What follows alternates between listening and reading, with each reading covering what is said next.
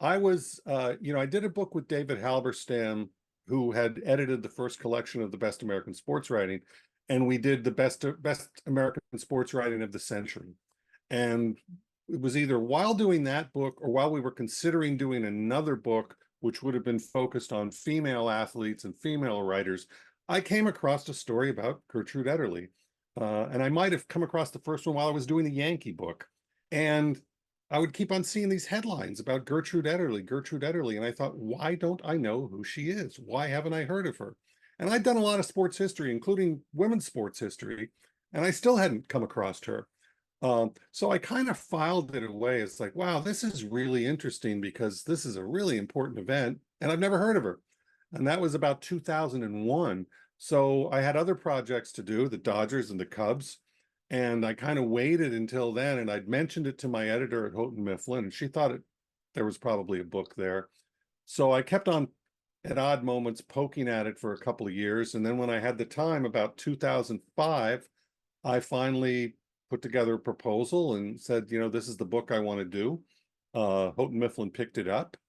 And, once again, I was just curious. I wanted to see who this woman was and what, how did this happen? And I discovered right away that, like, to tell that story, I had to do a lot of education of myself, the history of swimming, why women didn't swim. I didn't even know at that time that, like, women really didn't swim at the turn of the century. It's funny, I tell people now, it's like, if you ever get a chance to look at like an aerial photograph of a beach at the turn of the century, you'll see that the beach is black with people. And there's a handful of people in the water because people simply didn't swim, particularly women. They didn't know how. So, as I got into it, I realized I had to not just tell her story, but also tell the story of the history of swimming, the history of the English Channel, all this stuff. Again, just following my own curiosity and trying to bring this unknown character back. I mean, at that point, when she set out to swim the channel, which was for the first time in 1925, and then which failed, and the second time in 1926, women had really only been swimming competitively for less than a decade.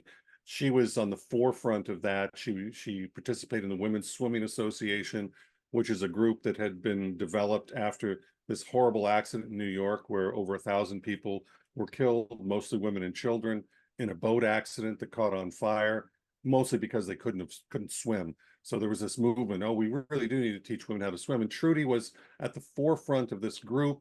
She was using what was then a new stroke, the American crawl, now basically the freestyle stroke that hadn't been used. But at that time period, only 5 men had swam the English Channel. It had been attempted hundreds and hundreds and hundreds of times, and by some people as many as 20, 25 times, but it had only happened 5 times. And after Truty was in the 1924 Olympics, where she sort of underperformed, she won 1 gold, two bronze. Another swimmer was supposed to, from the WSA, was supposed to swim the channel. She got hurt. Truty stepped in. And, no one thought this could happen. No one thought a woman could do this. They were still arguing that women shouldn't do anything strenuous at all, even though Truty had been swimming in the ocean since she was a young child. She was uniquely positioned, I think, to do this. She had the athletic skills because she was head and shoulders above every other swimmer of her time period. Even though she had a bad Olympics, she held all the records. She set the pace for everyone else. And I mean, from 25 yards, and you end up doing the channel. This would be like if Usain Bolt was also running ultra marathons, right? That's how good Truty was. She could swim at any distance. And and she was so young. And then you get into her life.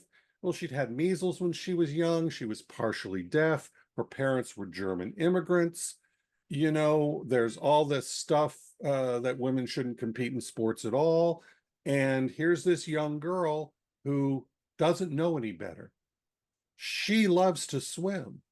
And she didn't set out to be a feminist. She didn't set out to say, oh, I'm a woman and I want to prove that women can do this. That was sort of incidental. She set out to prove it to herself, to prove it to her sister, who she was very close with, who she admired, who was older than her and who had been a better swimmer than her than when she was young.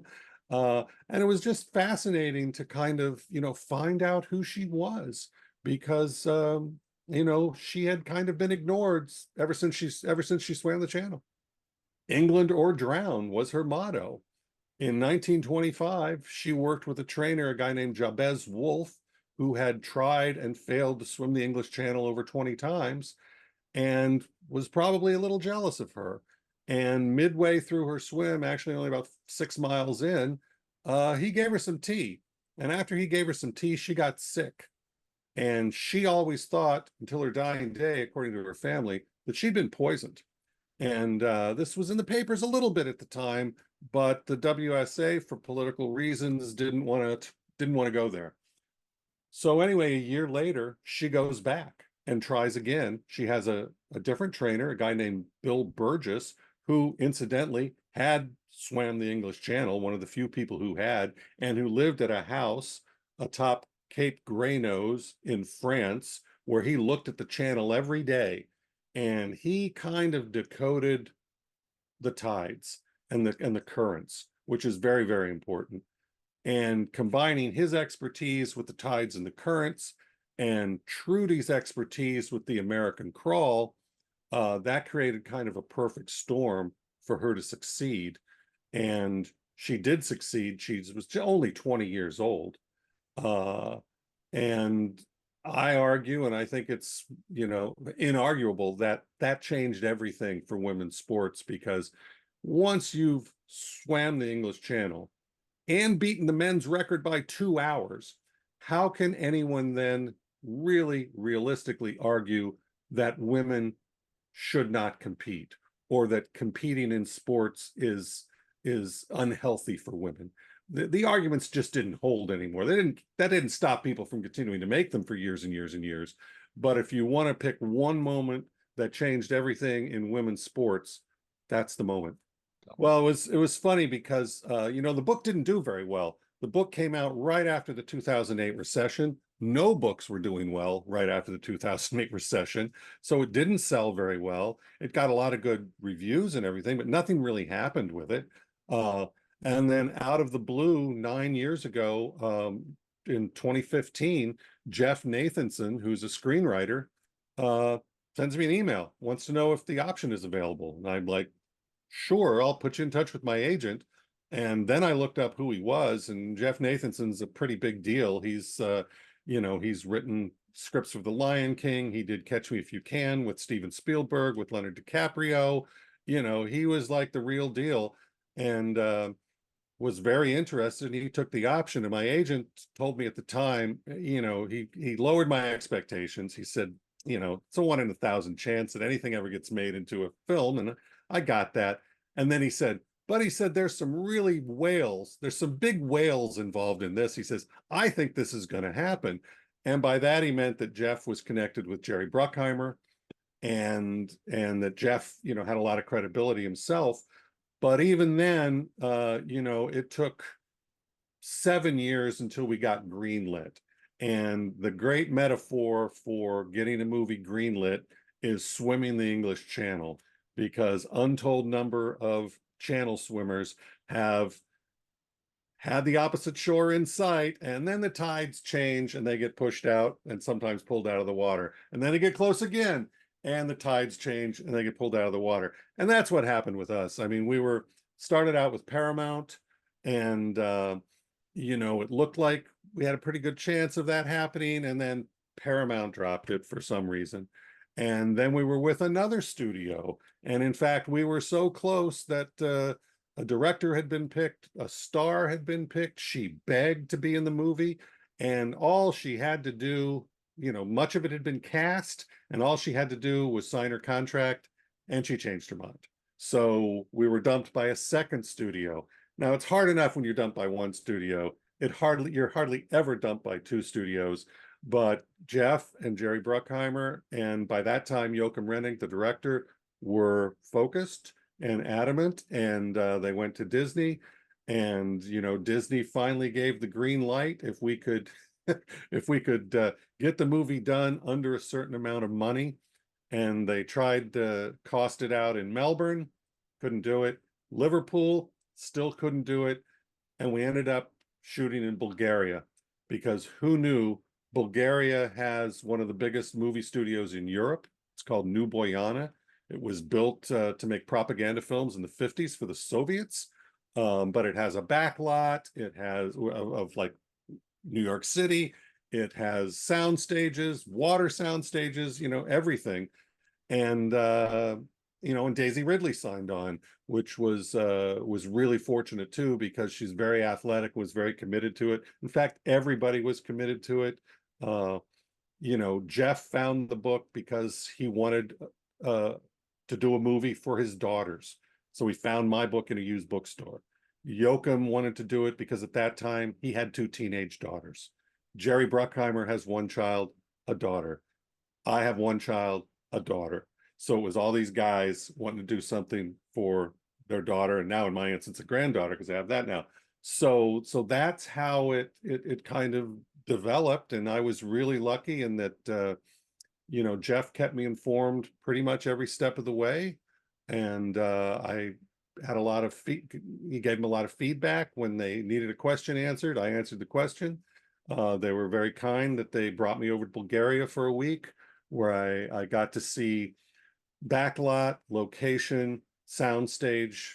I got to see just about a little bit of everything in that one week. And here's the amazing thing is that the whole time I was there, I was allowed to sit about 8 feet behind Joka Brenning, the director, the entire time. So this was like a master class of seeing how films are made, which was spectacular. Just to have that experience. And everyone was, what blew me away was the vast scale. There were 500 people working on that set.